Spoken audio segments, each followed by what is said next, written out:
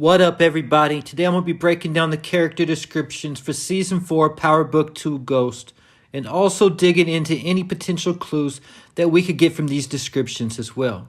In Season 3, the characters were dressed in all red. This season, they're dressed in black like they're about to go to a funeral. The question is, whose? Getting me to the character description for Tariq St. Patrick. The aftermath of Season 3's traitorous finale finds Tariq St. Patrick outmatched and outgunned. After finding himself bested by those he placed trust in, his and his family's lives threatened, Season 4 Tariq is determined to never allow that to happen again. His plan is to crush everyone who went against him because the best way to stay safe in the game is to run the game. It's not enough to kill his enemies, he's going to make them wish he had, granting them a fate worse than death. Where we've seen Tariq dream of being free from the game last season, we now see Tariq determined to sit at the top of the pyramid, because the only way to stay on top is to cripple anyone else's chances of climbing up from the bottom. This description reminded me a lot of Tommy Egan's whole attitude in Force Season 2 with his whole goal of getting to the top of the food chain. Now Tariq has a similar goal in Power Book 2 and even said in the Season 3 trailer that he has to become the apex predator. The thing about this description is that it says Tariq is going to grant his enemies a fate worse than death. And the only fate worse than death that I can think of is life in prison. Because Lord knows, given the choice between the two, I'm going out like Kanan Stark. The trailer also has Tariq telling somebody that he has to use all of him, the good and the bad, talking about Ghost. And one of the themes from Season 4 is like father, like son. So as Tariq has denied being anything like Ghost before, in Season 4, Tariq will have to channel his inner Ghost in order to survive and get to the top of the game. Getting me to Monet Tejada, her Season 4 description reads, at the end of Season 3, Monet Tejada is unknowingly betrayed by her youngest children, Drew and Diana. Consequently, she is riddled with bullets, and her fate is left unknown. As we enter Season 4, Monet continues to fight for her life, while everyone else engages in a war. While conscious and unconscious, we'll witness Monet's internal battle with her past via flashbacks. This will provide an insight into a side of Monet that we've never seen, her origin story, faced with the reality of how her own actions have created the circumstances that they are in today. Monet must decide once and for all whether it's more worth to fight for the family business or for the family itself. Something very interesting about Monet's description is that we're going to get more into her backstory with flashback scenes, and also with the addition of her cousin Janet Stewart being added this season. In Episode 1, Monet mentioned how Lorenzo got their family into the drug game in the first place. But Lorenzo said something very interesting in reply to that. He said, "You've been telling yourself that lie for so long that you're actually starting to believe it. But I wasn't there when this business really took off." Keep it in mind that Monet was dating Dante, who was a D-boy, before she ever met Lorenzo. And now Monet's going to be stuck between the decision of choosing the game, the only life she has ever known, or trying to put her family back together. But it also might be too late for that. Brayden's Season 4 description reads, at the conclusion of Season 3, with fortune, protection, and false legitimacy of the Weston name gone, Brayden Weston finally and spectacularly ended his 1 foot in, 1 foot out commitment to the game when he burst into Noma's warehouse, spraying bullets to rescue Tariq. In Season 4, we explore Brayden's journey from a thrill-seeking son of privilege to becoming a more pragmatic man who deals drugs for necessity, not pleasure, and ultimately embraces the violence he'll need to survive in this new life. So after losing it all and being disowned by his family, Brayden is actually going to see why most people get in the game in the first place, out of necessity. Because even up until last season, Brayden was acting like it was still just a game, telling Tariq they were going to have every day of the week Lambos. And we already started seeing Brayden embracing the violent side of the game in Episode 1 when him and Tariq wiped out what I think was 6 of Noma's guards. I definitely will be looking forward to Brayden's character development in Season 4. In Season 4, Davis MacLean's flirtation with the dark side will become a full-blown love affair as he officially joins Tariq's criminal enterprise. Davis begins the season in a very dark place, reeling the loss of his brother. Then, to add insult to injury, he finds himself suspended from practicing law as his past professional behavior comes under scrutiny by the Bar Association after Jenny submits a letter questioning his ethics in an attempt to get him disbarred. As the Davis and Associates house of cards collapses around him, he'll have to turn to more illegitimate means to earn an income and maintain his lifestyle. So we now know exactly how Davis got suspended, even though it wasn't said in episode 1. Jenny's still working behind the scenes, off screen, but most likely we've seen the last of her on screen in this book because Blanca said that she went to chase mobsters.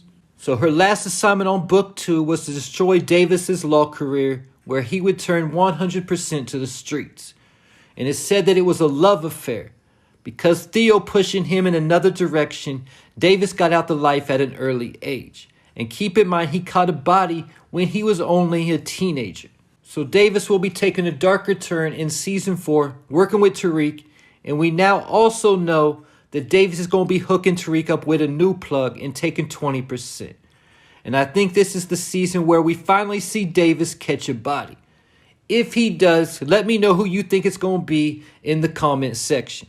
Kane begins Season 4 with 2 guns and no fucks to give as his quest to avenge his mother's shooting reveals the true conspirators, Drew and Diana. But in a twist of fate and mercy, Monet orders Kane to stand down, asking him to leave his siblings unharmed. That's contradiction of street code from the woman who made him a gangster and killed her husband under the same circumstances of betrayal. Shatters Kane's matriarchal image of Monet, furthermore, his self-image as her enforcer. Kane is left with this dilemma. So who am I? Fortunately, Noma is more than happy to help him figure that out. So this description confirms that Kane and Monet will find out the truth about Drew and Diana. But at the same time, Kane and Monet won't agree on how they're going to respond. Because Kane will want revenge, but Monet taking on a new leaf will tell Kane to stand down. Because of this, Kane's now going to face an inner dilemma because Monet raised Kane in his life to be an enforcer. Remember in Season 1, when Monet rejected Kane, he told her, "You made me this way, Ma." And when Lil Guap was about to disrespect Monet, he beat him down, and Monet said, "You beat the brakes off him." And Kane replied, "Isn't that what you wanted?" Also keeping in mind how reckless Kane got when Monet rejected him in Season 1. So we could potentially see him moving wild again in Season 4, because honestly he's been a lot more chill the last couple seasons since meeting Mecca. And we also know that he's going to hook up with Noma, so from the sound of it, he'll go from being the Tejada's enforcer to being Noma's new man and her enforcer. Drew begins Season 4 allied with Noma and his siblings as they go to war with Tariq and Brayden. But through a series of trials and revelations, Drew finds himself back where he started, wondering where, if anywhere, he fits into the business. A new unforeseen alliance gives Drew a taste of power he's been vying for within his family. But with all its costs, Drew has to come to terms with whether this is what he wants at all. After losing 2 lovers and a father to the world they live in, Drew begins to wonder if there's any true peace waiting for him at the end of this journey. So we all know what time Drew is on, covering his tracks and still want revenge with Monet. But the part about this description that immediately caught my eye was where it said after losing 2 lovers. Please correct me if I'm missing something, but as far as I know, only Gordo died, who was Drew's lover. I know I skipped past some of Drew's scenes, but please let me know if I'm missing something in the comments. Otherwise, this means Everett's gonna be getting killed sometime in the next episode or 2. And something I noticed about Drew from episode 1 is that he was dressed in a very similar way as Bishop from Juice. I don't know if this was done on purpose or what symbolism it holds if it was intentional, but something that I definitely wanted to point out. One thing we know for sure though is that Bishop dies at the end of Juice. So if Drew is dressed up like Bishop on purpose, it could definitely be symbolic that Drew's gonna die at the end of the story. At the end of season 3, Diana and Drew's botched attempt to avenge the death of their father, Lorenzo, by killing the person responsible, their mother, Monet, is just the first in a series of major life cataclysms Diana is about to experience. For Diana, season 4 is a season of emotional and physical turmoil, which takes Diana from a semi-trepidatious teen to a young woman trying to captain her own life. By the end of season 4, Diana makes a decision about the direction she'll ultimately take her life in, as she finds herself morphing into the woman she fought so desperately not to become, her mother. And this description just about gave me the chills that Diana's going to morph into Monet, the person she tried not to become. Just like Tariq's morphing into Ghost, who he initially tried avoiding being anything like. Now keep in mind it says at the end of the season, because I've heard all kinds of rumors that Diana would die in episode 4 or 5.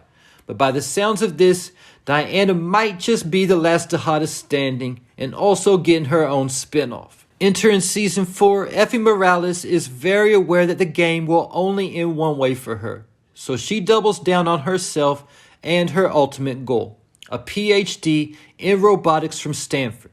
And she needs to get to Stanford as soon as possible before she gets any deeper and finds it impossible to get out of the life. With help from Professor Bonnet, she applies to a co-term program that would allow her to finish up her undergraduate degree and begin her PhD studies at Stanford. But once Effie is officially accepted and the future she's dreamed up is within reach, she questions whether or not she's ready to leave behind everything she knows for it. There's one thing we know for sure about Effie, however, she is a survivor. So Effie's gonna be a plane ride away from getting everything she spent her whole life hustling for, and a way to finally escape, like what she told Lauren, her life had been hell since birth, but it's going to get cold feet. For what, or for who, might be the better question. Tariq St. Patrick? Shorty, he already said in season 3 he could never trust you again, and I hope for his sake he doesn't. And I've heard a lot of Effie death predictions, from myself included, but a key to focus on from her description is that it says she's a survivor. Noma's a woman who commands respect and control. At the end of season 3, she had both. She has solidified an army of lieutenants, but her deputy Monet Tejada has been shot. And Noma's in need of a new, trustworthy number 2. Thanks to Effie's warning, Noma's daughter Anya Covington has been hidden from Tariq. But Noma wants Tariq dead for even considering using Anya as bait to gain power over Noma. Season 4 finds Noma as a mother on a mission to keep her child and business safe. She believes that with herself in control, of course, both can mature nicely. However, there will be new factors that Noma doesn't expect that come into play. To keep order, Noma has to keep everyone in check.